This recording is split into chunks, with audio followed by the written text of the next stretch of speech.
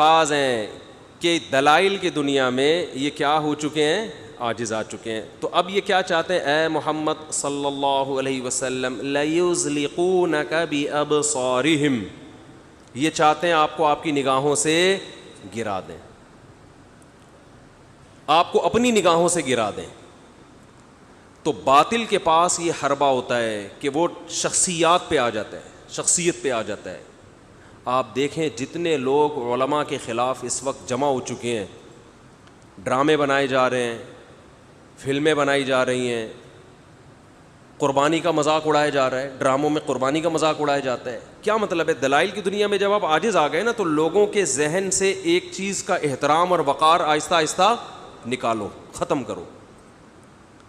جب بھی کسی شخصیت کا احترام ختم ہوتا ہے اس کی بات کی ویلیو ختم. اس لیے اسلام میں ادب کی بہت اہمیت ہے، ویلیو ہے. دیکھو کچھ چیزیں گوروں نے، کیونکہ نیچر کو تو وہ بھی مانتے ہیں نا کہ نیچر کا کوئی آلٹرنیٹ نہیں ہے، وہ گورے اس کو فالو کرتے ہیں، حالانکہ وہ 100% اسلام کی تعلیمات ہے. آج جو یونیورسٹیوں میں کالجز میں تربیت دی جا رہی ہے وہ کیا ہے؟ چھوٹے بڑے کا ادب اور تمیز آہستہ آہستہ ختم، کہ بھئی سب ایک جیسے ہیں تو میں اس کی بات کیوں مانوں یا میں اس کو عزت کیوں دوں. آپ دیکھو فوج کا نظام کیا ہے، ایک فوجی کو اپنے آفیسر کی بے ادبی یا گستاخی کی قطعاً اجازت نہیں ہے، بلکہ یہاں تک بھی جو ہمیں معلومات ہیں کہ اگر کوئی آفیسر اپنے ماتحت سے اپنی عزت نہیں کرا سکتا تو یہ چیز اس آفیسر کی ترقی میں بھی رکاوٹ بنتی ہے. اس کی جو ہسٹری تیار ہوتی ہے نا اس میں یہ بات بھی نوٹ ہوتی ہے کہ اس کے ماتحت اس کی عزت نہیں کرتے. یعنی یہ آپ کا کمال ہے کہ آپ نے اپنے ماتحتوں سے اپنی عزت کروانی ہے.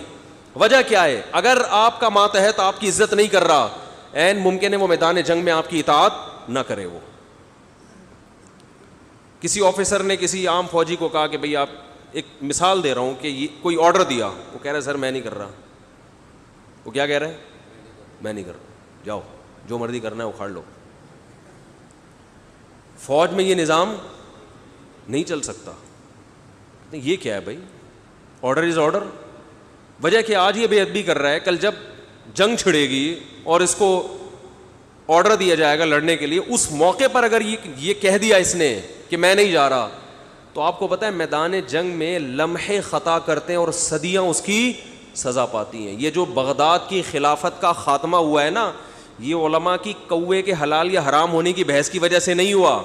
یہ بھی لوگوں نے علماء کو بدنام کرنے کے لیے ایک شوشہ چھوڑا ہوا ہے کہ بغداد میں اس پہ مفتیوں کی بحثیں ہوتی تھی کوا حلال ہے یا حرام، اور یہ مسئلے ہوتے، مناظرے ہوتے تھے. بغداد کی خلافت کا خاتمہ اس بیس پر ہوا ہے کہ ایک شخص نے جو حکومتی لیول پر بہت اوپر تک پہنچ چکا تھا، وہ غدار تھا، وہ چنگیز خان اور ہلاکو خان سے ملا ہوا تھا. اس نے بارڈر کھول دیا تھا ہلاکو چنگیز خان کو حملہ کرنے کے لیے. غداری کی اس نے مسلمانوں کے ساتھ. وہ رافضی تھا، اس نے غداری کی اور اس نے کیا کیا؟ چنگیز خان کے لیے کیا کر دیا؟ راستہ بنا دیا. وہ جب راستہ کھل گیا وہ تو اس کی فوجیں، ورنہ کسی کا باپ بھی بغداد پہ قبضہ نہیں کر سکتا تھا. اتنی مسلمانوں کے اندر پاور تھی لڑنے کی. لیکن جب آرڈر ہی آ گیا اوپر سے اور راستہ کھول دیا گیا تو فوج ماتحت تو اپنے آفیسر کی کو فالو کرتے ہیں نا. تو ایک بہت پیک کے عہدے پہ پہنچا ہوا آدمی، اس نے کیا کی؟ بغاوت کی. وہ مل گیا تھا ان کے ساتھ، تو اپنے ہی راستے کھول دیتے ہیں، اپنے ہی ملتے ہیں تو بغاوتیں کامیاب ہوتی ہیں. پھر تو یہ اصل وجہ بنی تھی بغداد کی خلافت کے خاتمے کا. میدان جنگ میں لمحے خطا کرتے ہیں اور صدیاں اس کی سزا پاتی ہیں. بغداد کی خلافت میں ایک شخص کی غداری نے پوری تاریخ مسلمانوں کی الٹ کے رکھ دی، پوری تاریخ الٹ دی. تو اس لیے فوج کے اصول کیا ہے کہ بھئی ماتحت کو اپنے آفیسر کی عزت دینی پڑے گی. یہ انگریز کا بنایا ہوا قانون ہے جو ہماری آرمی میں بھی چل رہا ہے، بالکل صحیح ہے. تو یہی قانون جہاں بھی جس ملک میں بھی ہوگا نا، جس خاندان میں ہوگا کہ چھوٹا بڑوں کو عزت دے گا تو وہاں بڑوں کی اطاعت کی جائے گی. جس قوم میں لوگ اپنے پیغمبر کی عزت کرتے ہوں گے وہاں پیغمبروں کے حکم کو فالو کیا جائے گا. جہاں لوگ علماء کی عزت کرتے ہوں گے وہاں علماء کی بات کو وزن دیا جائے گا. جہاں ٹیچر کی عزت ہوگی وہاں ٹیچر کی بات کو ویلیو دی جائے گی, اس کی بات کو لوگ شوق سے سنیں گے. جہاں عزت ختم, ادب ختم, اس لیے کہتے ہیں نا بے ادب بد نصیب. جو آدمی ادب ختم ہو جائے تو پھر اس کی تربیت اور ٹریننگ اور علم کا راستہ اس کے لیے بند ہو جاتا ہے, سیکھنے کے دروازے بند ہو گئے اس کے لیے. ایک دوست تھے وہ مسٹر کراچی بنے, پرانی بات ہے, تو انہوں نے مجھے بتایا کہ میں جس ٹرینر سے ٹریننگ لیتا تھا تو میں اس کا احترام کرتا تھا, اسے عزت دیتا تھا, اور کیونکہ وہ نا ڈانٹتا بہت تھا. کہہ رہے جبکہ جو میرے ساتھی تھے نا وہ جب ٹیچر ڈانٹتا تھا تو یہ بھی آگے سے منہ بناتے تھے. تو مجھے ٹیچر نے ایک خوشخبری سنائی کہ تو بن جائے گا کچھ نہ کچھ, تو اس فیلڈ میں آگے نکلے گا, یہ نہیں بن پائیں گے. وہی ہوا. مسٹر کراچی یہ شاید پورے سندھ میں انعام جیتا یہ آدمی, اور اب ان کے پورے کراچی بلکہ میرا خیال ہے پورے ملک کے جم فری ہیں, جہاں مردی عزت دے دی اللہ نے اس فیلڈ میں. تو دنیا میں بھی یہ اصول ہے کہ آپ جس سے علم حاصل کر رہے ہو, چاہے وہ دنیا کا علم ہے, دنیا کا فن ہے, اس کو جب تک آپ عزت نہیں دو گے اللہ اس علم میں برکت نہیں دیتا. اگر وہ علم حاصل ہو بھی گیا نا تو فساد کا ذریعہ بنو گے, تعمیر کا ذریعہ نہیں بنو گے. کام نہیں لے گا اللہ, فساد کا کام ہو جائے گا آپ سے, تعمیری کام نہیں ہوگا. تو ہمارے اکابر, ہمارے اسلاف استاذوں کا بے پناہ احترام کیا کرتے تھے. صحابہ میں ہم دیکھتے ہیں, تابعین میں ہم دیکھتے ہیں, ایک حدیث لینے کے لیے نا استاذ کے دروازے پہ بیٹھ گئے, گھنٹوں گھنٹوں بیٹھے رہے کہ ہم دروازہ بجا کے استاذ کے آرام میں خلل نہیں کریں گے. جب استاذ باہر نکلے تو ان سے حدیث پوچھی. بہت ملتا ہے ایسے, ملکوں کا سفر کر کے گئے, تھکے ہارے آئے لیکن گھر کے دروازے کے باہر بیٹھ گئے, جب یہ باہر آئیں گے تو ہم ان سے پوچھیں گے اس حدیث کے بارے میں. تو یہ احترام ہمیں قرآن نے بتایا ہے. قرآن سب سے پہلے معلم تھے آپ صلی اللہ علیہ وسلم. قرآن نے کیا کہا؟ لا ترفعوا اصواتکم فوق صوت النبی. صحابہ سے قرآن نے کہا کہ اپنی آواز کو نبی کی آواز سے اونچا بولو مت کرو. کیوں؟ معلم ہیں, تمہارے ٹیچر ہیں, مربی ہیں, تو احترام کرنا ہے, آواز کو پیغمبر کی آواز سے اونچا نہیں کرنا. یہی احترام تابعین نے صحابہ کا کیا ہے. جو احترام صحابہ نے کس کا کیا؟ آپ صلی اللہ علیہ وسلم کا. یہی تابعین نے کس کا کیا؟ صحابہ کا. جو بھی ثقہ تابعی ہیں, جو بھی مشہور تابعی ہیں جن سے اللہ نے دین کا کام لیا, یہی تابعین نے تابعی کا. اور یہی سلسلہ اہل حق میں آج تک چلا آ رہا ہے. آج آپ ہمارے مدارس میں ماحول دیکھ سکتے ہیں کہ ہمارے طلبہ استاذ کی آواز سے اونچی آواز نہیں کرتے, ان کی موجودگی میں اپنی رائے نہیں دیتے کہ بڑا بیٹھا ہوا ہے تو بھائی اس کو بولنے دو. اور آج کیا ہو رہا ہے, جو جتنا ٹانگ اڑا رہا ہے نا, جو جتنا بدتمیز ہے, لوگ اس کو حق پرست سمجھتے ہیں. بدتمیزی اور حق پرستی کو آپس میں کیا کر دیا ہے؟ جوڑ دیا گیا. بدتمیزی کو سمجھا جاتا ہے یہ کیا ہے؟ حق گو ہے, ڈنکے کی چوٹ پہ. جو جیسے ہے نا نوجوان جو یہ کہتے ہیں کہ مجھے جب غصہ آتا ہے تو میرا میٹر شارٹ ہو جاتا ہے, تو یہ گدھے ہونے کی علامت ہے. غصے کے وقت ہی تو پتہ چلتا ہے کہ کون اپنے میٹر پہ کنٹرول رکھتا ہے اور کس کا میٹر کیا ہو جاتا ہے, شارٹ. لیکن آج اس کو کمال سمجھتے ہیں. جو نوجوان کہے میں غصے میں پاگل ہو جاتا ہوں, کہتے ہیں واہ ارے زبردست یار, تو غصے میں بھائی تو زبردست یار, ہم تو پھر بھی ہم تو پاگل نہیں ہوتے, جو بہت بہادر ہے. تو جو برائی تھی وہ کیا بن گئی ہے؟ اچھائی. کہتے ہیں غصے آؤ تو رکھ کے چماٹ لگاتا ہوں میں, جب میرے کو غصہ ہے رکھ کے چماٹ لگانا کہ یہ اچھا کام ہے. تو بالکل اسی طرح بدتمیز اور بے ادب کو کیا سمجھا جاتا ہے؟ اچھا. جو یونیورسٹی میں, کالج میں ٹیچر کا احترام نہ کرے, آنکھوں میں آنکھیں ڈال کے بات کرے, بدتمیزی کرے, وہ اس کو لوگ کیا سمجھ رہے ہیں؟ اچھا. جو استاذ کی ڈانٹ ڈپٹ برداشت کر رہا ہے, اس کا تھپڑ برداشت کر رہا ہے اور خاموشی سے سن رہا ہے, کوئی بات نہیں یار استاذ ہیں عزت دو, اس کو لڑکے کیا سمجھتے ہیں؟ پاگل بزدل آدمی ہے. ابے تو جواب دے ان کو, تو چپ کیوں کھڑا ہوا ہے؟ تیری انسلٹ کر دی, تیری بے عزتی کر دی. بھائی عزت کسی بڑے کے سامنے اگر وہ آپ کی بے عزتی کرے اور آپ خاموش رہیں تو خدا کی قسم اس سے عزت دار لوگوں کی نظر میں آپ کی عزت بڑھتی ہے. لڑو اپنے جیسوں سے, اپنے سے چھوٹوں سے, اپنے جیسوں سے لڑو اور اپنے سے لڑو کا مطلب یہ ہے کہ اپنے چھوٹوں کی بے عزتی پر آپ کو غصہ آئے پھر لڑو. یہ مطلب نہیں ہے کہ ان سے خام خامے جا کے لڑو. اپنے چھوٹوں کی بے عزتی پر آپ کو غصہ آئے تو سمجھ جائے, بڑے اگر کر رہے ہیں تو بھائی اللہ نے ان کو حق دیا یار, باپ ہے, ماں ہے, بھائی ہے بڑا, تھوڑی بہت سنا دی تو کیا ہے. ہم تو اللہ کا شکر ہے ہمارے گھر میں ایک ہمیں ایسا ماحول دیا گیا, بڑے ڈانٹتے رہتے تھے, ہم سنتے رہتے تھے, اچھا بھائی ٹھیک ہے جی. اور ہمارے دوستوں کے یہاں بھی ہم نے یہی دیکھا تھا. مجھے یاد ہے میرا ایک دوست بیل بجا رہا ہے اپنے گھر میں نا, گھنٹی بجا رہا ہے, گھنٹی پہ کھول نہیں رہا کوئی دروازہ, اتنے میں اس کا بڑا بھائی آیا, بولا بھونپو لے کے آ جا چھت پہ چڑھ کے نا, مجھے اچھی طرح بھونپو لے کے آ. اتنی سنائی اس کو, اور یہ چھوٹا چپ کر کے کھڑا رہا ہے. پہلے ایسا ہی ہوتا تھا. اب اگر بڑا بھائی کہے نا بھونپو لے کے آ جا تو یہ جواب کیا دے گا؟ میں بھی تو گھنٹے سے بٹن پہ ہاتھ رکھ کے کھڑا ہوا ہوں, تم لوگ کو اتنی توفیق نہیں ملتی دروازہ کھولو, الٹا مجھے ہی سنا رہے ہو. آج فوراً جواب دینا شروع. یہ نہیں دیکھے گا یار بڑا ہے بولنے دو, بڑاس نکال لیں دو, چپ کر کے نکل جاؤ نا. بڑے چھوٹے کی تو تمیز کی ایسی کی تیسی ہو گئی ہے. یہ ایسا لگ رہا ہے کچھ دنوں میں نا یہ ہمارا جو کلچر بننے والا ہے نا, اللہ معاف فرمائے, سخت الفاظ استعمال کر رہا ہوں, انسانوں کے بجائے گدے گھوڑوں کا لگے گا کہ یہ گدے گھوڑے رہتے ہیں یہاں پہ. یعنی ایسا لگے گا ہمیں. بیٹیاں ماؤں کے سامنے زبان چلا رہی ہیں, ماں کچھ سخت لفظ بولتی ہے, بیٹی فوراً کیا کرتی ہے آگے سے رپلائی. چپ رہنا آتا ہی نہیں ہے کہ یار خاموشی بھی کوئی چیز ہوتی ہے. شوہر بیوی کو ڈانٹے, فوراً جواب میں رپلائی آئے گا. چلو یار اس کو غصہ آئے تم تھوڑی دیر کے لیے چپ ہو جاؤ, فوراً اینٹ کا جواب کس سے ملتا ہے؟ پتھر سے. تو ہر جگہ یہی مارکیٹ میں ایک فیشن ہے, ٹھیک ہے نا, چل رہا ہے.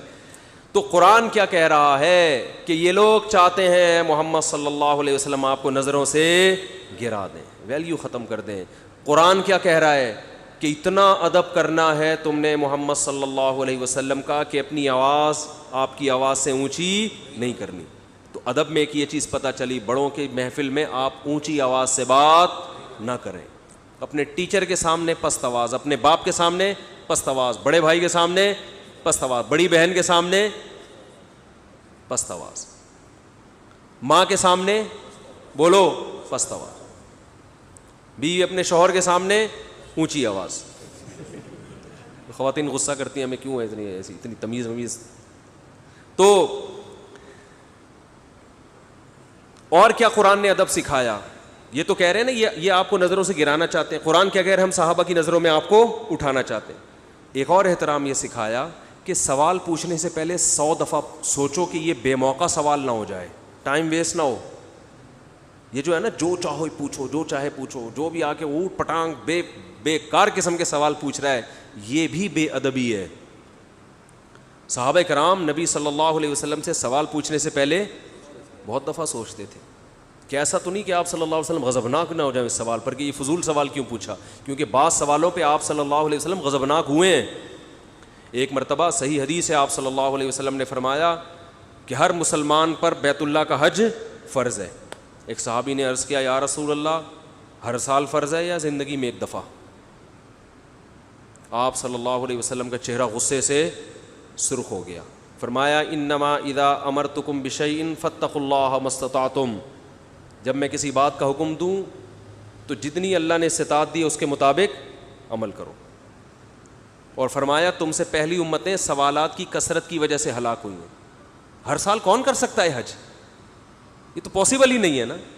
پھر فرمایا اگر میں کہہ دیتا کہ ہر سال تو تم پر کیا ہو جاتا؟ ہر سال فرض ہو جاتا. اس کو فقہا نے ایک دوسرے انداز میں بیان کیا ہے کہ جب بھی کسی کو کوئی آرڈر دیا جاتا ہے نا تو اس سے مراد ایک بار ہی ہوتا ہے. مثال کے طور پر میں آپ سے کہتا ہوں پانی لے کر آؤ, تو مطلب کیا ہے؟ بار بار تھوڑی, بس ایک بار لاؤ گے تو آرڈر کیا ہو جائے گا؟ ختم. دوبارہ کہنے کے لیے مجھے دوبارہ آرڈر دینا پڑے گا. تو جب قرآن نے یا نبی نے کہا کہ حج کرنا فرض ہے, اس کا ویسے ہی مطلب کیا ہے؟ ایک ہی مرتبہ فرض ہے. نمازیں تو 5 مرتبہ خود نبی نے بتا دی نا کہ دن میں, ورنہ نماز کا اگر آرڈر دیتے تو وہ بھی زندگی میں ایک دفعہ ہوتی, لیکن وہ تو اپنے عمل سے بتا دیا کہ نہیں روزانہ 5 دفعہ پڑھنی ہے. تو صحابہ دیکھ چکے تھے کہ آپ صلی اللہ علیہ وسلم ہر سوال پہ خوش نہیں ہوتے, غضبناک بھی ہوتے ہیں. تو اس لیے صحابہ خوفزدہ ہوتے تھے. ایک اور مشہور حدیث ہے بخاری مسلم کی, حضرت عمر رضی اللہ تعالیٰ عنہ فرماتے ہیں کہ ہم رسول اللہ صلی اللہ علیہ وسلم کی محفل میں بیٹھے ہوئے تھے. یہ میں اس لیے اتنی ڈیٹیل بتا رہا ہوں کہ ابا سے بھی سب کچھ پوچھ لیتے ہیں, اماں سے بھی اماں کو غصہ آتا ہے مجھ سے یہ کیوں پوچھ رہے ہو؟ وہ لوگ کہتے ہیں ہم نے پوچھا ہے نا. ہر بات ہر ایک سے پوچھنے کی نہیں ہوتی. ابا سے پوچھ رہے ہیں دوسری شادی کب کر رہے ہو آپ اماں کے سامنے. ابا کہے گا تو مجھے مروائے گا. ابا آپ کو غصہ کیوں آ رہا ہے؟ تو پھر کیا خوشی ہوگی اس کو؟ بھائی تو چھپڑ میں پوچھ لیتا, کنارے پہ جا کے پوچھ لیتا. اماں سے پوچھ رہے ہیں, اماں ابا کا ارادہ تو نہیں ہے کہیں, تو اس پہ ابا کو بھی غصہ آئے گا, اماں کو بھی غصہ آئے گا. تو کیسی باتیں کر رہے ہیں ہم. وہ ایک ساس تھی نا, اس کی بہو خاموش مزاج, شادی ہو کے آئی, کچھ بولتی نہیں تھی. تو ساس نے بہو سے کہا بیٹا کچھ بولا کر, بہویں بولتی ہنستی بولتی اچھی لگتی ہیں, گھر کی رونق ہوتی, چپ کر کے بیٹھی رہتی ہے, کچھ تو پوچھا کر, کچھ سوال پوچھ لے, کچھ بات کر لے. اس نے کہا چلو کل پوچھوں گی. 24 گھنٹے سوچتی رہی کیا پوچھوں.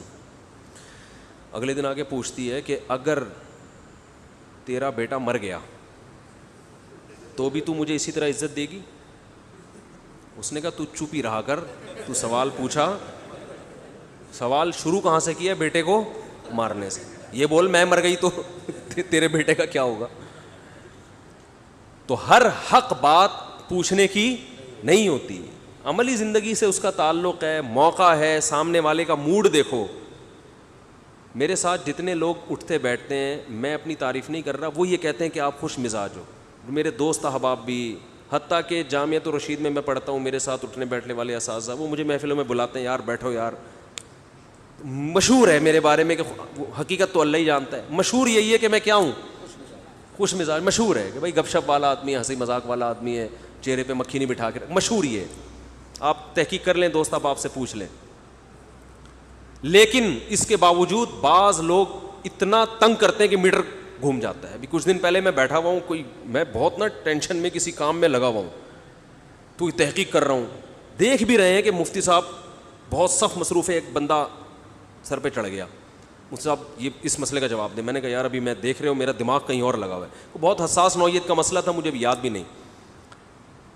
میں نے کہا یار میرا دماغ ابھی کہیں لگا ہوا ہے, آپ تھوڑا سا وہاں بیٹھ جائیں. مجھے ذرا پھر آ گیا, مفتی صاحب تو میری آواز اونچی ہو گئی, میں نے کھری کھری سنا دی. میں نے کہا میں گدھا ہوں, میں انسان ہوں, میں کیا ہوں بھائی, دیکھا تو کرو. ایک آدمی ایک چیز میں مصروف ہے, وہ کسی ٹینشن میں بیٹھا ہوا ہے, اور لگ بھی رہا ہے اس کے چہرے سے, دماغ اس کا کہیں, پھر آ کے اس پہ مسلط, پھر آپ اس کے مسلط.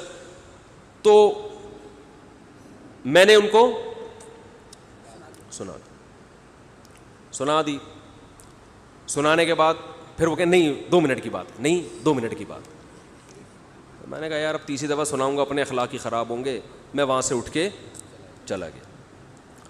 پھر جب میرا غصہ ٹھنڈا ہوا تو پھر میں نے بندے سے کہا بلاؤ یار, یہ پھر جا کے بولیں گے مفتی طارق مسعود صاحب کے اخلاق کیا ہیں, خراب ہیں, بدتمیز ہیں, ڈانٹتے ہیں, کہیں بلاؤ یار سوری موری کرتے ہیں. پتہ نہیں وہ مارکیٹ سے شارٹ ہو گیا, تو سن رہا ہو تو سوری.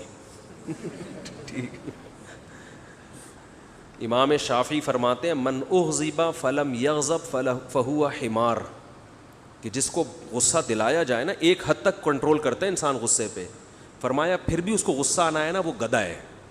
گدھے کو جتنا لوڈ ڈال دو غصہ نہیں کرتا. بن حرکتیں تو گدھے والی کر رہا ہے. تو حضرت عمر, میں وہ واقعہ سنا رہا تھا حضرت عمر رضی اللہ تعالیٰ عنہ کا.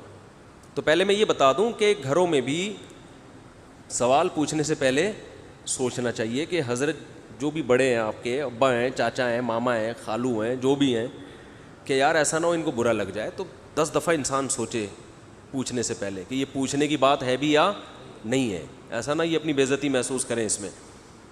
تو حضرت عمر رضی اللہ تعالیٰ عنہ حدیث کے راوی ہیں, مشہور حدیث جس کو حدیث جبریل کہا جاتا ہے, کہ آپ صلی اللہ علیہ وسلم کی محفل میں ایک شخص آیا, اور کیا تھا, شدید بیاض الثیاب, انتہائی سفید کپڑے اس شخص نے پہنے ہوئے, شدید سواد الشعر, انتہائی سیاہ بال, لا یرا علیہ اثر السفر ولا یعرفہ منا احد. کتنی عجیب بات ہے, کہہ رہے ہم میں سے کوئی اسے جانتا بھی نہیں تھا, لیکن اس پہ سفر کے کوئی آثار تھے بھی نہیں. تو بہت عجیب سی بات ہے یا نہیں ہے کہ ایک بندے کے اتنے سفید کپڑے, جبکہ وہ اس محلے کا بھی نہیں, کیونکہ پہلے تو اونٹوں پہ پیدل آتے تھے نا, تو بھائی میلے کپڑے ہوتے, ہم کہتے ہیں پتہ نہیں کہیں سے کہاں سے آیا ہوگا, مصر سے آیا ہوگا, شام سے آیا ہوگا, کہیں سے آیا ہوگا. وہ لوگ تو سب ایک دوسرے کو جانتے تھے جیسے گاؤں میں جانتے, صدیوں سے اکٹھے رہ رہے ہیں, لیکن کپڑوں کی سفیدی سے لگ رہا ہے بھائی مقامی آدمی ابھی نہا دھو کے آیا ہے, مگر ہم میں کوئی اس کو جانتا نہیں ہے, اور ایسا جوان کہ اس کے انتہائی سے احبال, اور نبی سے اتنی بے تکلفی کا اظہار جیسے کوئی پرانا دوست ہو. حتی اسند رکبتیہ الی رکبتیہ ووضع کفیہ علی فخذیہ, اپنے گھٹنے نبی کے گھٹنوں کے ساتھ ملا دیے, ایسے دو زانوں چپک کے بیٹھ گیا, اور اپنے ہاتھ اپنی یا نبی کی ران مبارک پہ رکھ دیے. تو کتنا عجیب منظر ہے. لیکن حضرت عمر فرماتے ہیں ہم میں یہ گویا حدیث کا مفہوم ہے کہ ہم میں ہمت نہیں ہوئی کہ نبی سے پوچھے کہ یہ کون ہے. بھائی دیکھ رہے ہیں بس جو بھی منظر ہے دیکھتے رہو, ہو کیا رہا ہے بھائی. نبی جب نہ اس کو ڈانٹ رہے ہیں نہ اسے کچھ کہہ رہے ہیں, ہوگا کچھ ہمیں نہیں پتا. اور پھر آگے کیا فرماتے ہیں کہ نبی سے سوال پوچھا, یا محمد اخبرنی عن الاسلام, آپ مجھے بتاؤ اسلام کیا ہے.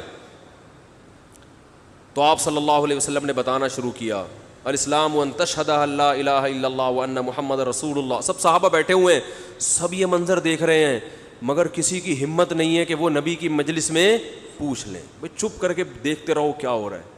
ہم ہوتے 20 دفعہ ہم درمیان میں پہلے اس کو گریبان سے پکڑ کے باہر نکالتے ہیں, تو ہے کون, کس سے پوچھ کے آیا ہے, اور تو پہلے بتا تو تیرے کپڑوں پہ نہ کوئی اثر ہے, جن تو نہیں ہے کہیں. بھائی دیکھ رہے ہیں کہ جب نبی کچھ نہیں کہہ رہے تو سب سے زیادہ اعتراض کس کو ہونا چاہیے تھا, نبی کو. تو نبی ہم سے زیادہ جانتے ہیں, تو جب وہ خاموش ہے تو ہم بھی کیا کریں, چپ کر کے بیٹھے رہے, آرام سے خاموشی سے بیٹھے رہے.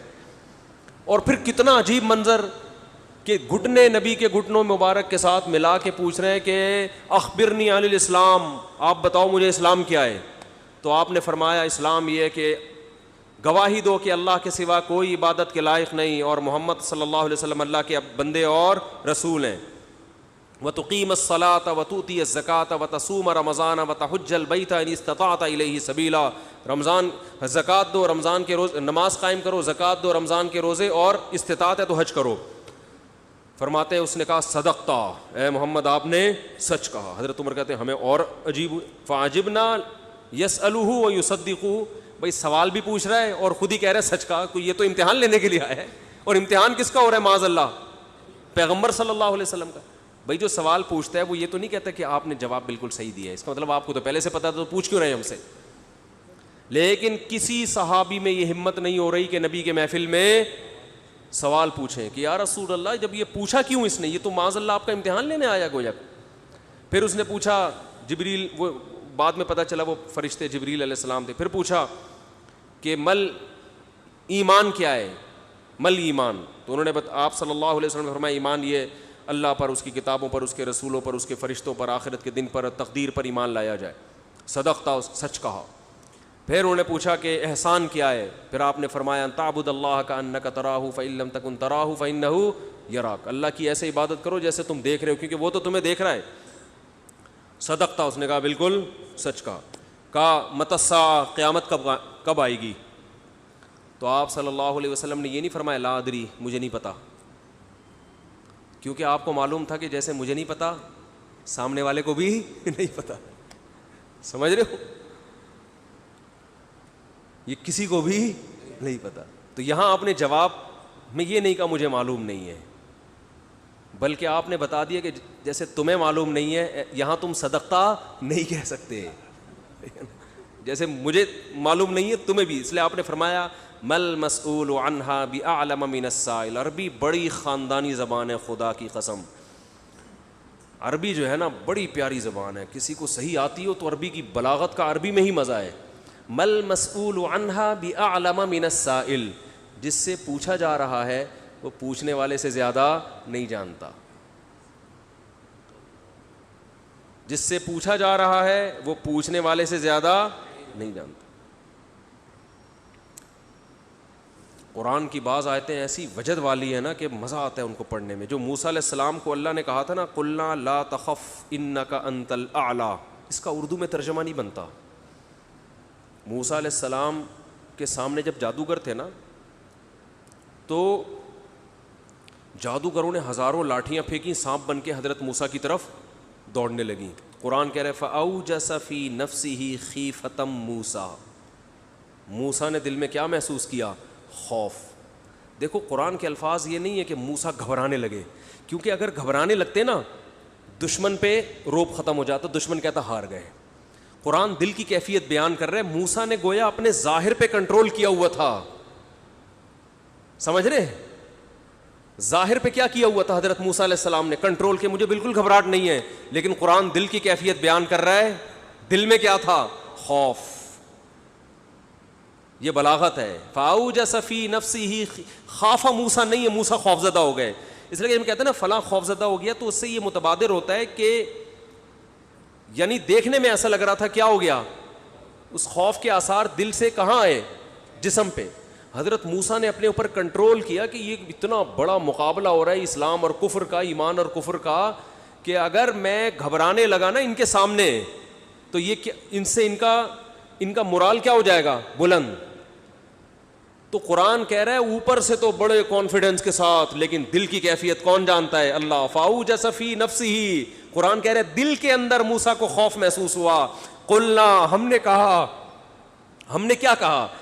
دل کے اندر وحی کی اللہ نے بھی. دل گھبرا رہا ہے تو دل میں وحی کی. لَا تَخَفْ, اے موسیٰ خوف مت کر, اِنَّكَ أَنْتَ الْأَعْلَى, آج کے دن تو ہی غالب ہوگا. یہ نہیں کہا اِنَّكَ الْأَعْلَى, نا نا نا نا نا نا, اِنَّكَ الْأَعْلَى نہیں کہ تو غالب ہوگا. اِنَّكَ, دیکھو اِنَّ کا معنی بھی وہی ہے جو اِنَّ کا انتا ہے. کا مطلب بھی تو, انتا کا معنی بھی تو. تو جب ایک دفعہ کا کہہ دیا تو دوبارہ انتا کہنے کی کیا ضرورت ہے بھائی؟ ابے چھوڑو یار, رہنے دو, تم لوگ کو بہت مشکل ہے بات سمجھانا. جو مجھے مزہ آ رہا ہے نا اس آیت میں وہ آپ سوچ بھی نہیں سکتے. قرآن یہ نہیں کہہ رہا اِنَّكَ الْأَعْلَى کہ تو کیا ہو جائے گا, تو ہی برتر ہوگا, تو ہی غالب ہوگا. انکا انتا, یہ تاکید کے لیے, اے موسیٰ تو, صرف تو, ٹھیک ہے نا, اکیلا. الاعلی, اور اعلی بھی نہیں ہے. اصولی طور پر خبر پر الف لام داخل نہیں ہوتا. گرامر کے لحاظ سے اصولی طور پر انکا انتا اعلی ہونا چاہیے, یا انکا, سوری انتا نہیں, انکا اعلی. مبتدا معرفہ ہوتا ہے, خبر کیا ہوتی ہے؟ نکرہ. سمجھتے نہیں ہو بات کو, جب پڑھو گے نہیں رات کو تو سمجھو گے نہیں بات کو. انکا اعلی ہونا چاہیے, اے موسیٰ تو غالب آ جائے گا, یہ مطلب ہوگا سیدھا سیدھا ترجمہ اس. اللہ نے اعلی پہ الف لام لگا دیا. الف لام جب لگتا ہے نا کسی, تو وہ کسی اسپیسیفک چیز کو کہتے ہیں. جیسے کتاب کا مطلب کوئی بھی کتاب, الکتاب کا مطلب کوئی اسپیسیفک, کوئی خاص کتاب. آپ جب کہتے ہیں بندہ آیا ہے, بچے گھر میں آ کے بتا رہے ہوتے ہیں پنجاب میں بندہ آیا ہے, کراچی میں کہتے ہیں آدمی آیا ہے کوئی. یہ بندہ کا لفظ پنجاب سے امپورٹ ہوا ہے. کراچی میں لوگ کہتے تھے کوئی انسان آیا ہے, کوئی آدمی آیا ہے, تو پنجاب میں کیا کہتے ہیں اس کو؟ بندہ آیا ہے. اچھا شگون کے انسان کا بچہ بن جائے, وہ بندہ بن جائے, ٹھیک ہے نا. تو ہم جب کہتے ہیں کوئی بندہ آیا ہے, یہ ایک بندہ آیا ہے, تو وہ ان نون ہوتا ہے. اکثر ابو کو بتا رہے ہوتے ہیں ابو ایک انکل آئے ہیں, اس کا مطلب کیا ہوتا ہے؟ کوئی ہے. لیکن اگر ایسا بندہ آیا ہو جس کا آپ کو پتا ہو, یعنی پہلے آ چکا ہو اور آپ اس کے انتظار کر رہے ہو, وہ اسپیسیفک وہ بندہ آ چکا ہو, تو عربی میں کہیں گے البندہ. بندہ عربی کا لفظ نہیں, لیکن میں سمجھانے کے لیے, جاء رجل یو سڑے راغلے, یو سڑے کہیں گے نا, یو آ سڑے راغلے, موقع دے کے بھاگ لے. ایک بندہ آیا ہے, جاء الرجل, تو اس کا مطلب وہ ایک مخصوص بندہ ہے جس کا پہلے سے آپ کی کھوپڑی میں تصور ہے. تو قرآن کہہ رہا ہے انکا انت الاعلی. الاعلی کا مطلب کہ جب مقابلہ ہو رہا ہے نا, تو جو شخص برتر آنے والا ہے لوگوں کے ذہن میں گویا کہ اس کا ایک تصور ہے کہ ایک نہ ایک جیتے گا, تو وہ جو جیتنے والا مخصوص شخص ہے, آپ کے علاوہ کوئی بھی نہیں ہے وہ, اور صرف آپ ہی ہو. الاعلی کون ہے آج؟ الاعلی, اعلی نہیں بلکہ الاعلی کون ہے؟ پورا ترجمہ ہو نہیں سکتا اس کا. وہ کون ہے؟ اے موسیٰ صرف اور صرف تو ہی ہے. تو لا تخف, تجھے خوف زدہ ہونے کی ضرورت نہیں ہے. تو کیا بات کر رہا تھا میں, یہ آیت کہاں سے آ گئی؟ ہاں تو یہی نبی صلی اللہ علیہ وسلم نے جو فرمایا نا مل مسئول عنہا بأعلم من السائل، یہ بھی کیا ہے؟ بلاغت ہے. جس سے پوچھا جا رہا ہے وہ سائل مسئول سائل سے